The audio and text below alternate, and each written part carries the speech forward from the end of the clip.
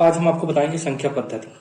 तो संख्या पद्धति में सबसे पहले पूर्ण संख्याएं, होल नंबर। होल नंबर वो संख्याएं होती हैं जो शून्य से शुरू होती है। जैसे शून्य का मतलब जीरो, 1 2 3 4 5 6 7 डॉट डॉट डॉट कहाँ तक, अनंत तक। इसको होल नंबर कहते हैं। ठीक है। दूसरा है प्राकृतिक संख्याएं। इसको नेचुरल नंबर कहते हैं, काउंटिंग नंबर कहते हैं, पॉजिटिव इंटीजर भी कहते हैं। तो इसको क्या कहते हैं, प्राकृतिक संख्याएं। और प्राकृतिक संख्या वो संख्या होती है जो गिनने में काम आती हैं। जो गिनने में काम आती हैं उनको प्राकृतिक संख्याएं कहते हैं। जैसे कि 1 2 3 4 5 6 डॉट डॉट डॉट अनंत तक। इसको क्या कहते हैं, प्राकृतिक संख्याएं। क्या है पूर्णांक संख्याएं।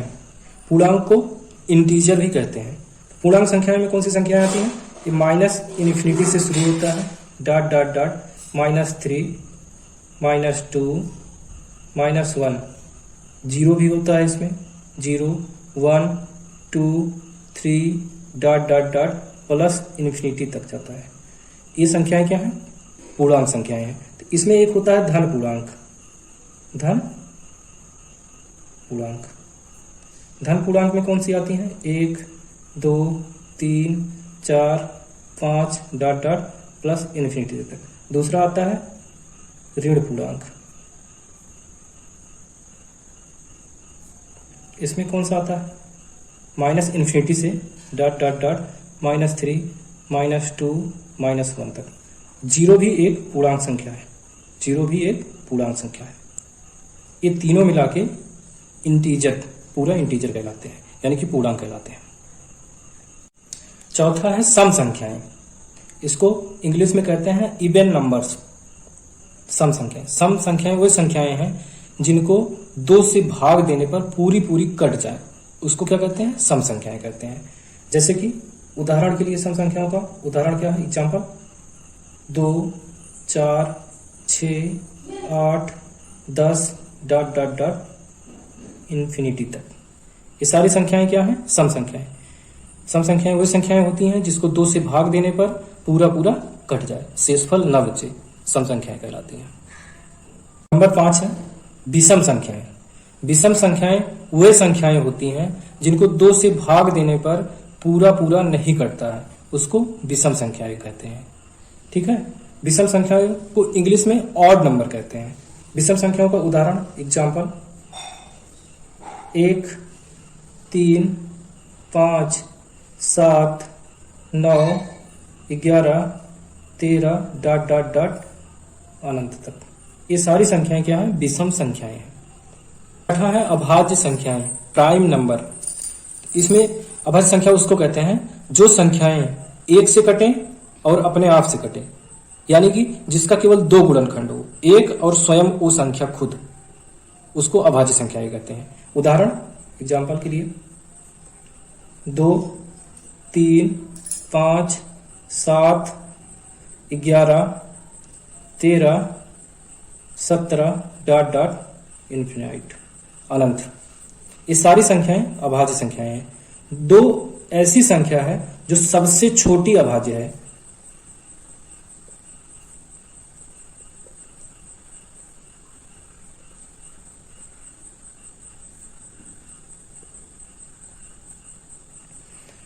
और 2 जो है सम अभाज्य संख्या भी है।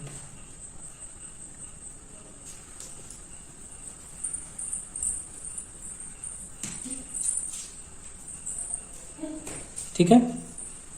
भाज्य संख्याएं, भाज्य संख्याएं यानी कि कंपोजिट नंबर, वे संख्याएं जो 1 और स्वयं के अलावा किसी और से भी कट जाती हों।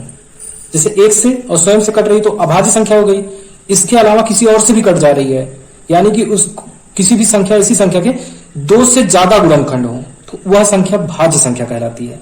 जैसे उदाहरण के लिए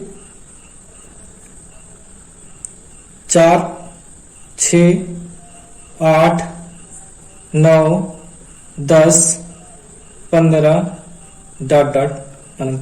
4 में 1 से कटेगी, ठीक, 2 से कटेगी, 4 से कटेगी, यानी कि इसमें 1 और स्वयं वो संख्या है, उसके अलावा 2 से भी कट जा रही है, यानी कि ये भाज्य संख्या है। 6 1 से कट रही है, 2 से कट रही है, 3 से कट रही है और 6 से कट रही है, यानी कि 1 और 6 के अलावा ये 2 और 3 से भी कट रही है, इसलिए भाज्य संख्या है। ऐसे 8 का 1 से कटेगा, 2 से कटेगा, 4 से कटेगा, 8 से कटेगा, यानी कि 1 से कट रही है, स्वयं से कट रही है, उसके अलावा भी 2 संख्याओं से कट रही है, यानी कि 1 भी भाज्य है। इसीलिए ये सारी संख्याएं भाज्य संख्याएं हैं। जो 1 और स्वयं के अलावा किसी और से कट जाती है उसको भाज्य संख्याएं कहते हैं। 8वां है सह अभाज्य संख्याएं, को प्राइम नंबर्स। जब 2 या 2 से अधिक संख्याओं में कोई भी उभयनिष्ठ गुणनखंड न हो अथवा जिसका मासा 1 हो, वह संख्याएं एक साथ सह अभाज्य संख्याएं कहलाती हैं। उदाहरण के लिए जैसे पहला एग्जाम्पल है 4 और 9। 4 और 9 ऐसी संख्याएं हैं जिसका अगर मासा निकालेंगे, महत्तम समापवर्त निकालेंगे तो 1 आएगा, ठीक है। दूसरा एग्जाम्पल ले लेते हैं, एक 12 और 25 है। इसमें भी कॉमन फैक्टर अगर निकालेंगे, यानी कि महत्तम समापवर्त निकालेंगे 12 और 25 का, तो इसका भी महत्तम समापवर्त केवल 1 आएगा।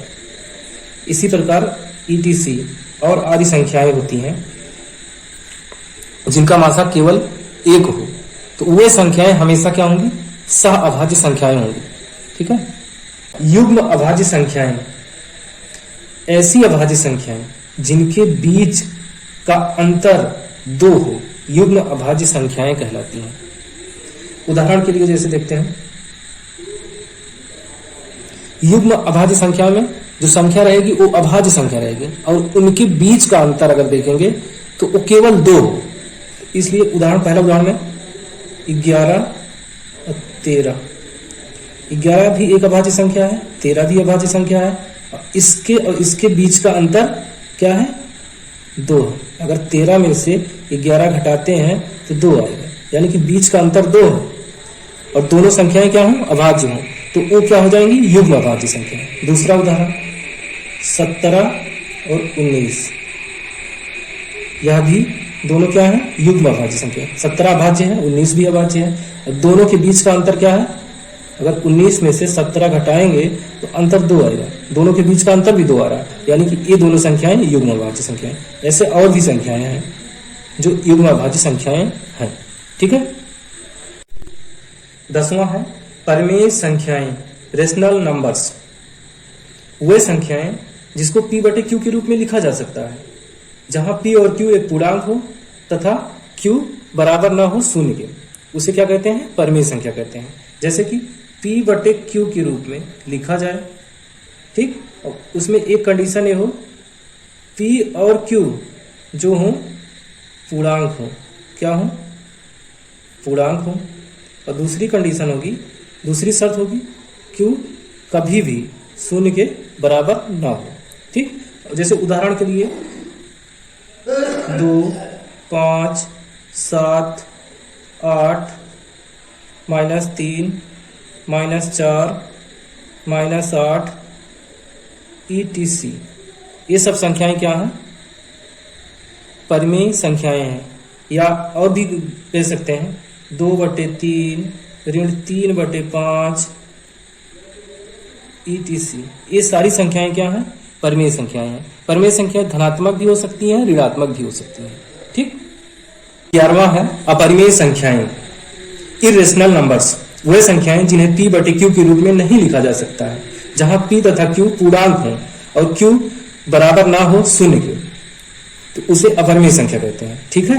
जैसे P/Q के रूप में ना लिखा जा सकता हो, उदाहरण के लिए जैसे √2, √3, √7 और भी पाई ETC इत्यादि संख्याएं ऐसी हैं जिसको P/Q के रूप में नहीं लिखा जा सकता है। P/Q के रूप में, जहां पर P और Q क्या हो, पूर्णांक हो, पूर्णांक होने चाहिए, ठीक।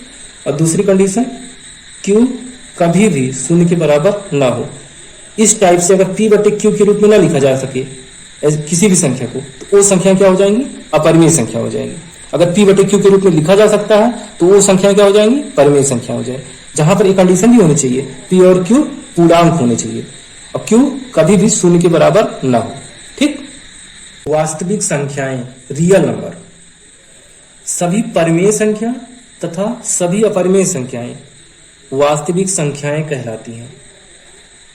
जितनी परिमेय संख्या हो और जितनी भी अपरिमेय संख्या हो, दोनों को एक साथ रख दें, ये दोनों मिलके वास्तविक संख्याओं का निर्माण करती हैं। यानी कि उदाहरण के लिए परिमेय संख्या में क्या होता है? 2, 2/5, 3, 3.4 का बार, पाई, √2, √5 आदि संख्याएं। ये सब संख्याएं क्या हैं? वास्तविक संख्याएं हैं। ठीक। इसमें परिमेय संख्याएं भी हैं, परिमेय है, ए है, ए है, ए है, ये सब परिमेय संख्याएं हैं। ये सारी अपरिमेय संख्याएं हैं। दोनों को मिलाकर कौन सी संख्याएं बनती हैं? वास्तविक संख्याएं। काल्पनिक संख्याएं, इमेजिनरी नंबर्स, ऋणात्मक संख्याओं का वर्गमूल लेने पर जो संख्याएं प्राप्त होती हैं उन्हें काल्पनिक संख्याएं कहते हैं। जैसे उदाहरण के लिए, एग्जाम्पल के लिए लिखेंगे, ऋण 3 का रूट यानी कि अंडर रूट ऋण 3, अंडर रूट ऋण 5, अंडर रूट ऋण 7, अंडर रूट ऋण 13 ETC। ये सभी संख्याएं क्या हैं? काल्पनिक संख्याएं।